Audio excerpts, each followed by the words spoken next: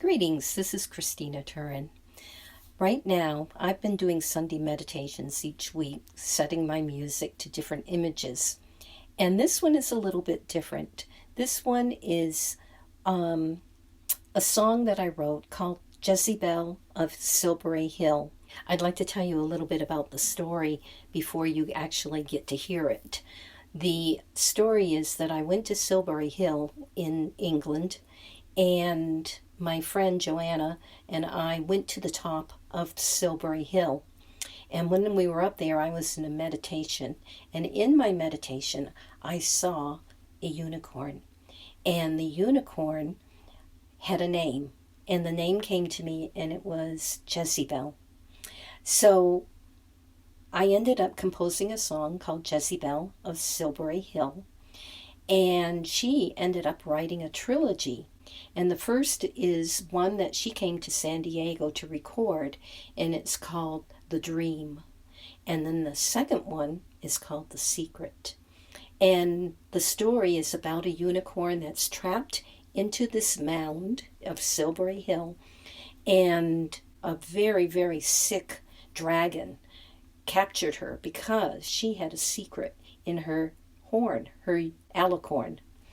So he wants to know what that secret is, but she knows that she can't tell him the secret because it's a good secret. That's all I can tell you, because I hope that this will invite you to want to get the 2 CD set, and I'm offering it for free as long as you pay for the postage. And so just send me an email. If you're in the USA, going to be just $5. I'll send it media mail. And if you're in Europe, you can get in touch with Joanna. All that information will be at the end. And she also has the book. And so you might want to actually find out what the secret is in the book. So what you're going to see here is an attempt to get my grandchildren all involved in theater and music.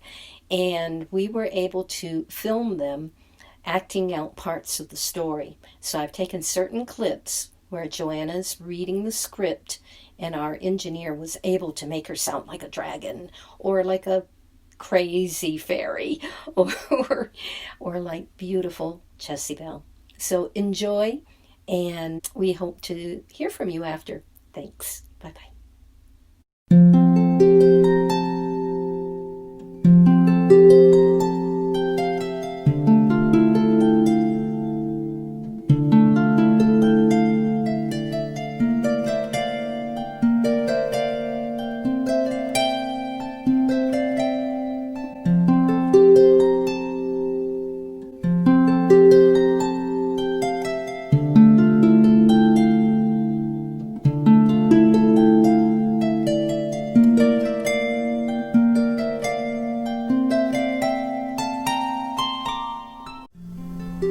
The trouble with an enchanted sleep is that you are still half aware of what is going on in the world.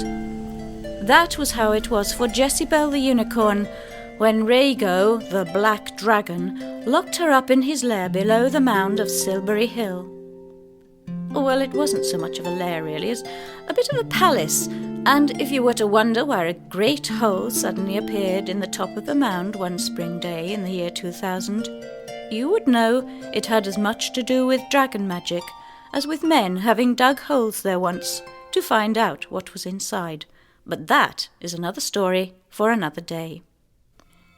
He had once been the unicorn's friend, this great dragon, and though he was immortal and could never die, and certainly never be killed by anyone, especially not by St. George or by the angel Michael, he was sick. So sick, in fact, that over the centuries his beautiful golden scales had become tarnished. He'd been quite healthy until he decided to link his mind and his magic with the monkey men who walked on 2 legs. For a very long time, these early humans revered the great creature who'd brought the sun's energy and living water from the sky, and they prospered and became wise. But then some of them began to wish they had Rego's power. They plotted and schemed and blackened his name, using fear to turn simpler people against him. That is what hurt him. Not the spears and lances or the stones thrown. It was the hatred and betrayal by those he loved. In the fairy world, they call this the whist sorrow, the terrible anguish of the mind that brings so much pain. This sickness men gave to Rego, so that his body dulled to a light green. Then, over time, it became darker and darker, until finally, as the world grew more polluted, he became a kind of mouldy soot colour all over. Some people, when they get sick, get very bad-tempered. They just can't help it. It was like this with Rego. Now Jessibelle had a secret, and she wouldn't tell him what it was. So as he still had quite a lot of magic stored inside Silbury Hill, he used some of it to make a glass prison for the unicorn. It looked rather beautiful, but it was still horrid to be locked inside it. And that is what he did to Jessibelle.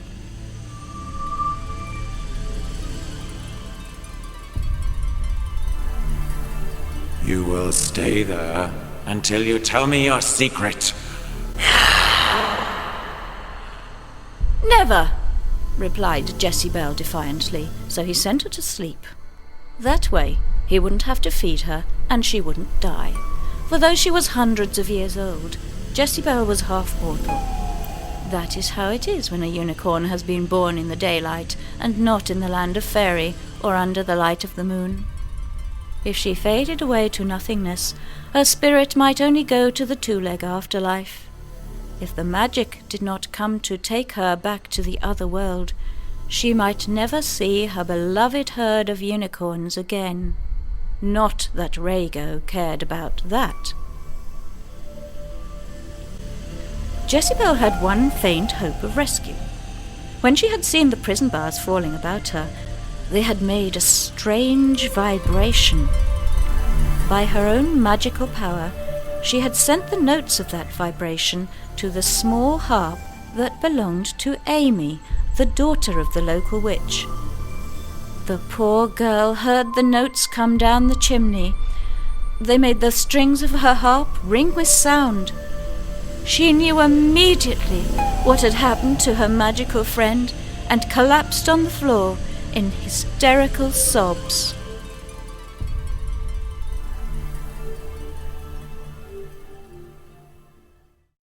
The cottage where Amy lived with her parents, Esther and Tom, lay inside the circle of ancient standing stones, surrounded by the huge ditch of the Avebury Henge. They were safe there because this was the only place Rego dared not go, for once within it, he would become as weak as a kitten and could harm no one.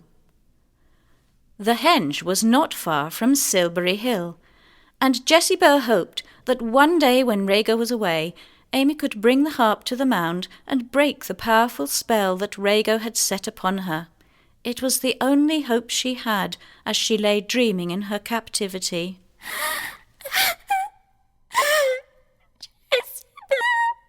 Meanwhile, under the mound, weeks went by, and still Jessibelle slept. One day, Rego woke her. Wake, Jessibelle. Oh, Rego, thank goodness you have woken me. I was having such bad dreams. I was dreaming that war had come, and people were once again doing cruel and terrible things to each other. It is all true as you have dreamed it, Unicorn. I made it my purpose to let you dream of what is going on in the world, because I am so sick of your stupid and ignorant innocence. You seem to regard humans so highly. Well, I was determined you should understand how misguided you are in them. I hear their angry voices in my head all the time, remember? You shall know them as I do. You will see there is much worse to come. The great machine of war is gaining power. Soon I shall fly across the water that divides this land from Europe and watch them killing each other. That is terrible, Rego. If you cannot stop them, you would do better to put yourself into an enchanted sleep till the horror is over. Nevertheless, if you would kindly let me go now, I can try to do my part to help those who will be suffering. She will never learn.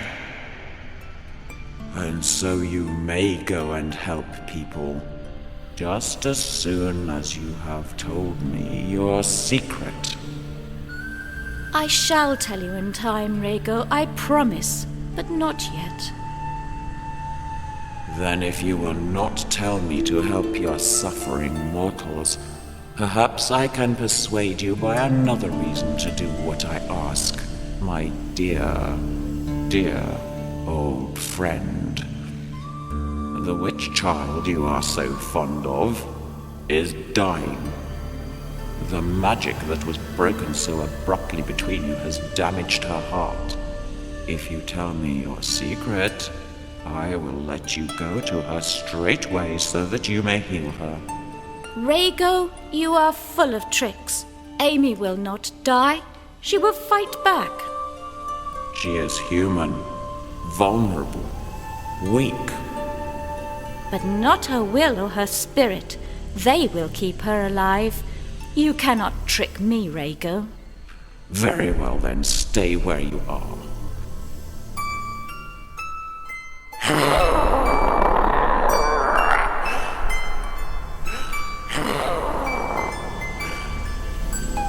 Another of those gut-twanging harps. I can't get away from these wretched instruments. That is your fairy friend Eliane, I suppose. Well, her harp can do nothing to break the spell you brought upon yourself. And one day soon, Jessibelle, I shall find a way to take the child's harp from her. Even though I become weak inside the stone circle, yet the lesser dragons, my dragon dogs, suffer no weakness at all when they enter there. They may experience a certain amount of pain, but sooner or later, I will have trained them to overcome that. Then they will go in and fetch the harp to me. Think. A tender girl will give them such a feast. They will need to learn to use their brains before they can do anything like that, Rego. They may have much low cunning, but they are really rather, stupid, don't you think? And there again, the problem is that if you teach them to think, they will no longer fawn around you and be content to do your bidding. They will become ambitious and as bad as men. They will want your power for themselves. You should be careful, Rego. They were once golden sun dragons, as you were. They have vestigial magic still within them. How can you be sure that awakening their minds will not awaken their magian powers too? How can you be even more sure that you will not awake a desire in them to steal the very hoard of magic that surrounds us now? Enough of your preaching, you prattling pony. You left your herd to be with me, so sing to me. The fairy can make herself useful and play for you. If I like the song enough, perhaps then I will consider letting you go. I will sing to you, Rego, out of the love and friendship I still bear to you. Let this remind you of the magic and the music we once shared. Then come to the gate hall, Eliane. Play for Jessibelle to sing to me. I hope you do not think your bars can hold me too, Rego. Play well, fairy woman. Jessibelle's freedom may depend upon it. Music is a kind of freedom, is it not, Jessibelle? Come, my innocent and victimized friend. Let us try again to charm his heart of stone. I hope we shall.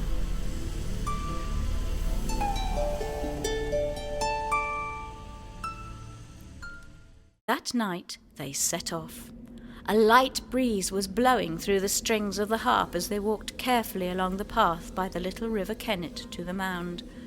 The sound reached Jessibelle, and she began to wake up. "Eliane, is that you?" "It is Amy's harp. She is coming to rescue me. But she must not. There is too much danger. I see Grimnel leaving to intercept them. He is the fiercest of all dragon dogs." "Oh, go back, Amy, go back. Grimnel is merciless. He will eat her. Oh, fool that I was to send the spell of my captivity to the harp. I do not wish my freedom to be bought at the cost of her life. Oh, Lady, great Mother Earth, send her your wisdom and protection. Let her return to safety." "Oh no! Oh no, it cannot be! Eliane! Eliane! Wherever you are, come to me! Tell me what is happening!"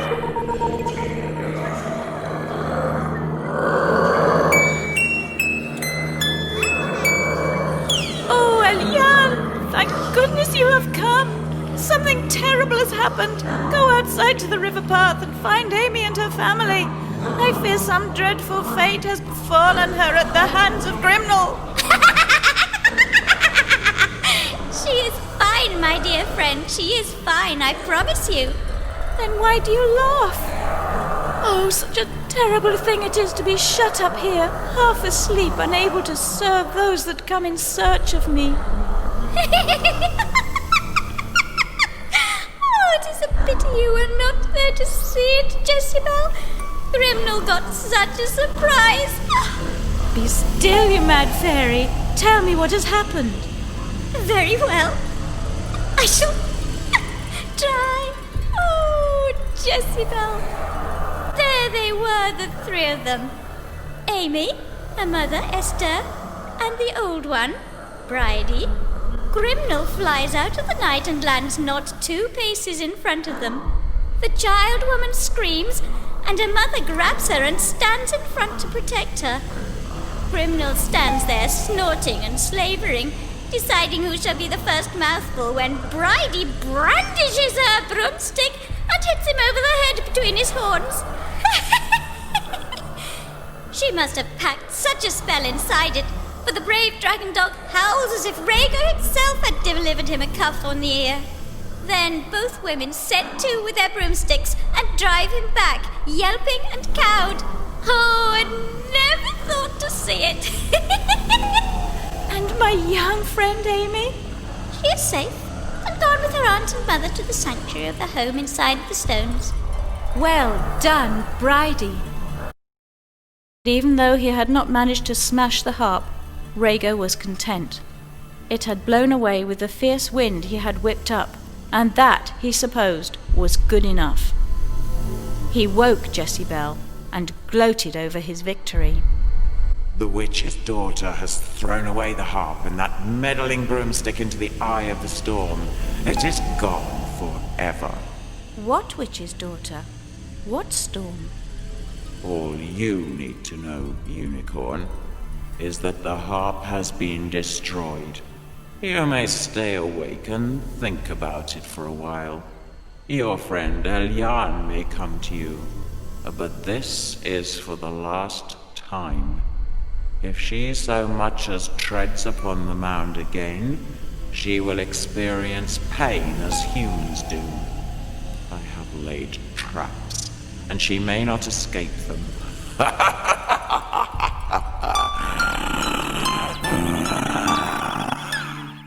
Years went by, and then Amy had a granddaughter. And the granddaughter one day found a harp in front of her, and she plucked the strings, and the magic sound drifted from the cottage and went to the mound.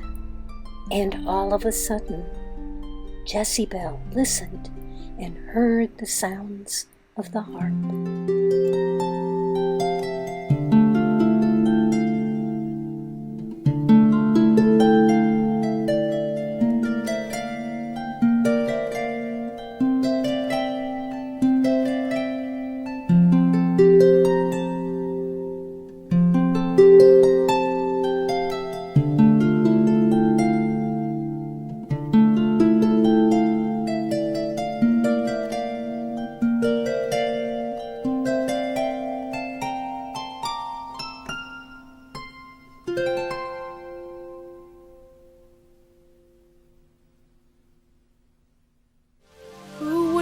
thought that Amy's newest granddaughter would come to rescue me.